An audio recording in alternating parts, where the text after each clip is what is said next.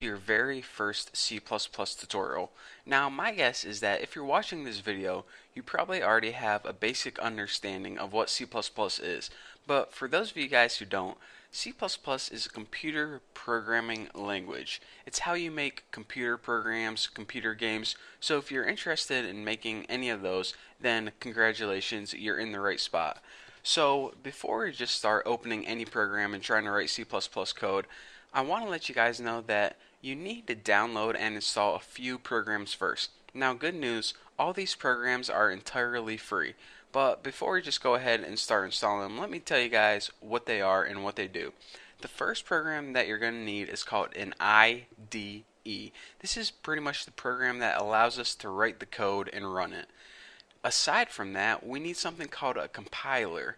Now, a compiler is basically the thing that translates the code that something that computer programs can understand to something computers can understand. So we're going to be typing code, and it's going to be easy for us to read and understand what's going on.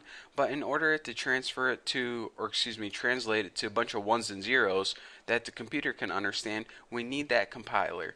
So with that being said, a lot of people download these separately. They download an IDE and then they download a compiler. But what I'm going to be doing is I'm going to be showing you guys a program that is going to allow you to download it and install it all in one big shebang. So let's go ahead and open Google, and like I said, don't worry about paying for anything because this program is entirely free. So anyways, like I said, go ahead and open Google and type in CodeBlocks and go ahead and press enter. Now the first link that's going to pop up is probably going to be for codeblocks.org. So go ahead and click that, and this is the program that we're going to be downloading. So of course we need to find the download link. You can either click on this one on the left or this one on top, it doesn't matter. Go ahead and click on one of those, and we see a couple options here. Download the binary release, download the source code, or retrieve source code from SVN. We're going to want to download the binary release. It's the easiest and most simple way to download this program, CodeBlocks. So go ahead and click download binary release and check it out. It gives us all these options. Now, depending on what platform you're running, most of you guys will probably be running Windows. You're going to want to choose one of these options. But for those of you running Linux, and they also have a Mac version down here, you might want to choose these. But for most of us, we're going to be running this on a Windows machine. So you're saying, alright, now we have it narrowed down to two choices, CodeBlocks 10.05 setup or CodeBlocks 10.05 MINGW setup. What we want to do is we want to download this second one, the one that says MINGW. Now this version 10.05 may be different depending on when you're watching this tutorial and if they updated CodeBlocks, but make sure you get the one that says MINGW. The first one is the IDE, the second one, MINGW, that MINGW means the compiler too. So when we download this, it's going to give us the IDE, and remember that's where we write the code, and the compiler as well. And remember, the compiler is the program we need so the computer can understand what we're doing. So go ahead and you can either download it from Barely OS or SourceForge. I already have it downloaded, so I'm not going to click this, but oh, excuse me, I got some phlegm in my throat. I just drank a Frutista Freeze from Taco Bell, and I ate a taco, and that is not a good idea because they should call these things brain freezes, brain freezies, because that's all it does to you. Just freezes your brain in your throat, and and it puts a bunch of phlegm in your throat, but I can't stop drinking it. It's addicting. So anyways, go ahead and click this link from sourceforge.net and go ahead and save the file. And whenever you save it and open it, a wizard's gonna pop up, and you just have to click next like 80 different times, and then you have CodeBlocks installed. So I already installed it, so I'm not gonna walk you guys through how to do that because it's really simple, and I'm not gonna act like you guys are dumb and you don't know how to install things on your computer. So anyways, once you have it installed, you have this program called CodeBlocks right here. Now you probably have it on your all programs. You might have it under CodeBlocks. What I like to do is right click it and just send it to desktop, and what that's going to do is it's going to give you a nice little icon on your desktop. But anyways, once you have it installed, just go ahead and double click it, and we're going to run a really simple program just to make sure it's working correctly. So go ahead, it gives you these tips, close them out.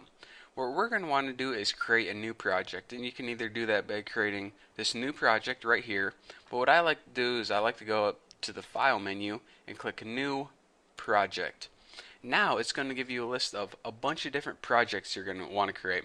What we're going to want to choose is console application. This is what you're going to be choosing most of the time. This pretty much means a basic program for the computer.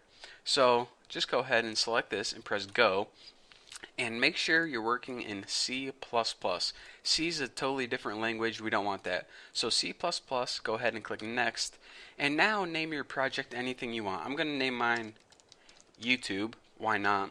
And you can save it wherever you want. I might as well just save mine right on desktop. It looks good. But it really doesn't matter where you save it or even what you name your project. Just name it something that's easy to remember. So go ahead and give your project title. Go ahead and click next. And make sure you're using the GNU GCC compiler. Basically everything should be set up by default. Make sure your settings look the same as mine. As long as you didn't hit anything by accident, you should be good to go. So go ahead and click finish. And you see that nothing pops up by default. And you're saying, alright, I thought we just created something, so how do we see what we just created? Actually, if you click this little plus sign next to sources, it shows you that all the files it created for you automatically. So go ahead and double click this main CPP, and it shows you, or in other words, it brings up the file that it created automatically. So this is actually the core basics of a very simple C++ program. We don't understand what anything means right now, but trust me, it's a very simple computer program that the only thing it does is it prints out hello world on the screen. So to make sure that everything is set up and running smoothly, let's go ahead and we need to do something called build and run this. Now I'm going to be talking about this later, but for now I just want to make sure that your computer is set up, you installed it and downloaded it properly. So go ahead and click this build and run icon right here. It's with the little gear and the little green triangle. So go ahead and click that, and it should, maybe flash a couple boxes. But basically, a box should pop up that says Hello World. And this is all that program is. Basically, it prints out Hello World on your screen. So if you build and run this and you get Hello World, it means that you downloaded it, installed it, and set up your project successfully. So we are good to go. So again, I know you guys don't know what any of this means or even know how to code one line of code yet, but I'm going to be going over that in the future tutorials. But for now, that's all I have for you guys. So thank you very much for watching. Don't forget to subscribe, and I'll see you next tutorial.